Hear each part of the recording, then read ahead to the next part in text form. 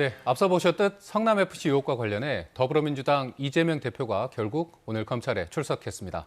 이 대표는 이번 수사가 야당 탄압이자 정적 제거를 위한 조작 수사라고 말했는데요.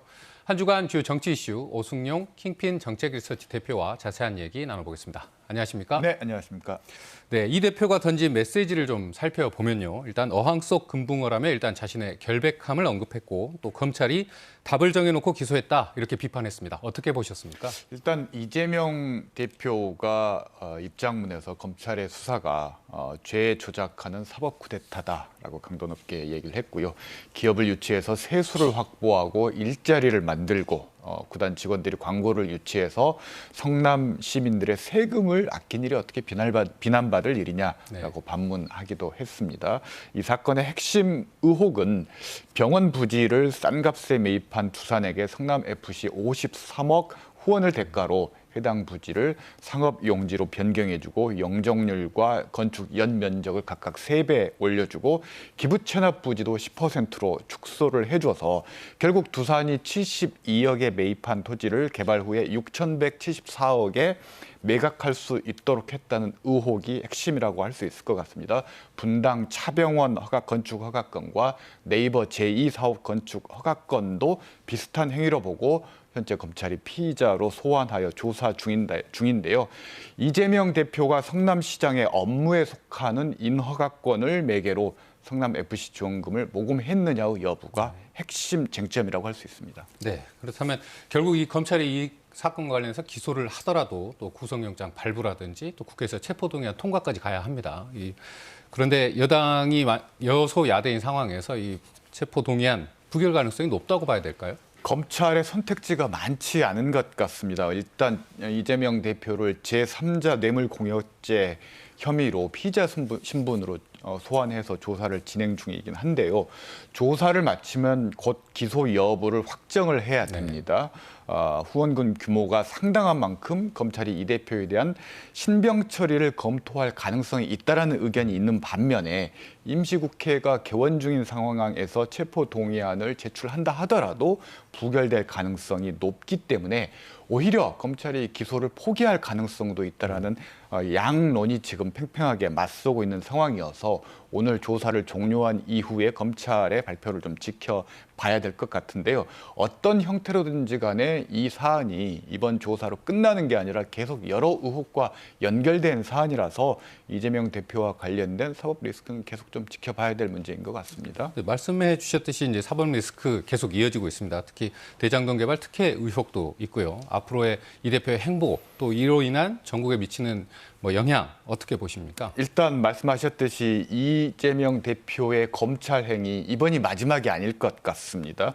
대장동 개발 사업 특혜 의혹과 관련된 사건이 있고요. 변호사비 대납 의혹도 있습니다. 쌍방울과후 유착 의혹 사건들도 역시나 검찰의 수사가 진행 중이기 때문에 다시 출두해서 소환 조사를 받아야 될 가능성도 여전히 남아 있다고 할 수 있는데요.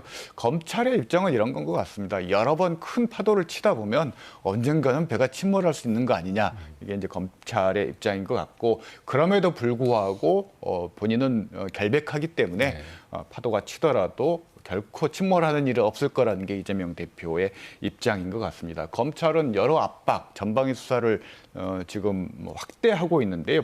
오늘 이재명 대표의 장남의 불법 도박과 성매매 의혹권에 대해서 경찰이 불송치했던 건에 대해서도 재수사 지시를 내려서 김혜경 부인 김혜경 여사의 경기도 법카 의혹과 연계해서 전방위적으로 이재명 대표 주변을 압박하고 있는 것 같습니다. 네, 어쨌든 이재명 대표 이 사법 리스크 계속 이어질 것 같고요. 국민의힘 이야기 좀 해보겠습니다. 또 대통령실과 정책 대립을 벌였던 나경원 저출산고령사회위원회 부위원장 오늘 사의를 표명했어요. 이게 당권 도전의 의미로 좀 받아들일 수 있을까요? 당연히 그렇게 받아들일 수밖에 없을 것 같고요. 일단 형식적으로는 나경원 저출산고령사회위원회 부위원장이 정부와 조율하지 않은 채 출산 시 대출 탕감 검토 발언을 함으로써 대통령께 심려를 끼쳐서 사의를 표한다라고 이야기를 했습니다.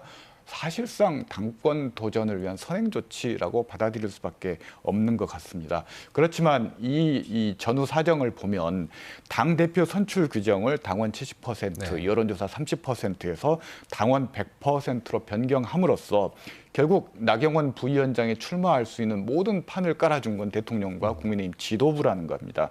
정작 나경원 부위원장이 출마를 검토하자 이걸 수습할 수 있는 정치력이 부재하다라는 것을 스스로 보여주고 있다라는 것이죠. 그러자 다시 이 나경원 부위원장을 압박하는 모양새인데 지극히 검찰스러운 접근법이다. 네. 정치력 부재를 단적으로 보여주는 사례인 것 같습니다. 그럼 어쨌든 권성동 의원도 불출마를 선언한 상황에서 여당의 당권 교통정리 끝났다고 봐야 할지 또 이른바 윤심은 또 어디를 향하고 있다고 보시나요? 몇 가지 중요한 변수들이 있는데요. 일단 저는 변수들을 언급하는 수준에서 좀 그쳐야 될 것 같은데 첫 번째 변수는 대통령 지지율이 상승세라는 겁니다. 지금 40% 초중반대인데요. 당협위원장이 대거 윤석열 라인으로 교체된 부분들이 첫 번째 변수일 것 같습니다. 윤심이 그만큼 중요해졌다는 거죠. 두 번째로는 선거인단 규모가 확대가 됐습니다. 지난 2021년 전당대회에서 국민의힘 선거인단이 약 33만 명이었습니다. 이번에 84만 명으로 대폭 늘어났습니다. 늘어난 당원의 상당수가 20, 30대와 수도권 당원이라는 점이 두 번째로 중요한 변수일 것 같습니다. 세 번째로 영남 민심이 압도적으로 중요했지만 수도권 민심이 그에 못지않게 중요해졌다라고 할 수 있습니다. 2021년 전당대회에서 영남권 당원의 비중이 51%였는데요. 이번 전대에선 40%로 하락했습니다. 대신 수도권 당원의 비율이 33%로 늘어났고 참고로 호남은 1%대 비중에 그치고 있다는 겁니다. 수도권 민심이 중요해졌다는 거고요. 마지막으로 결선 투표제입니다. 지난 2021년 전당대회에서 나경원 당시 후보가 40.9%를 얻어서 과반 득표에 실패했었는데요.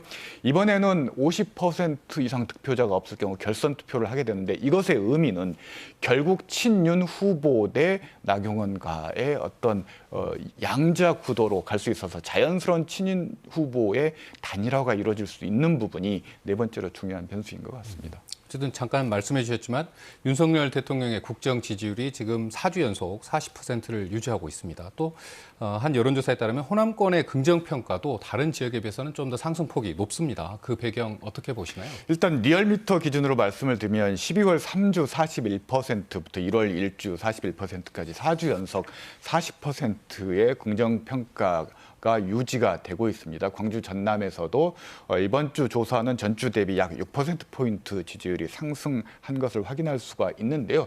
과거 이명박 전 대통령의 지지율 그래프와 데자뷰 현상을 보이고 있다.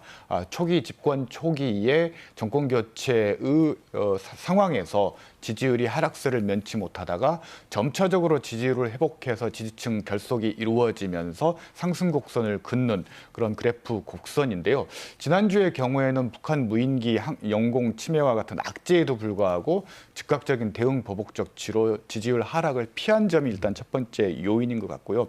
두 번째로는 여의도 정치, 무한 정쟁 정치에 대한 혐오가 가중되면서 국민들이 중대선거구제에 대해서 상대적으로 우호적인 여론을 많이 가지고 있는데 선제적으로 그걸 제한함으로써 지지율이 하락하지 않는 계기가 되었고 특히 민주당이 독점하고 있는 호남에서는 제3당 다른 대안의 가능성을 열어줘서 호남 지역에서 윤석열 대통령에 대한 지지율 상승의 배경이 되었던 것 같습니다. 민주당이 이 중대선거구제 제한 이후 지지율이 2%포인트 리얼미터 기준으로 하락했는데 중대선거구제 논의를 민주당도 테이블에 올릴 수밖에 없는 그런 상황일 것 같습니다. 네, 한 주간 주요 정치 이슈 살펴봤습니다. 오늘 말씀 여기까지 듣겠습니다. 네, 감사합니다.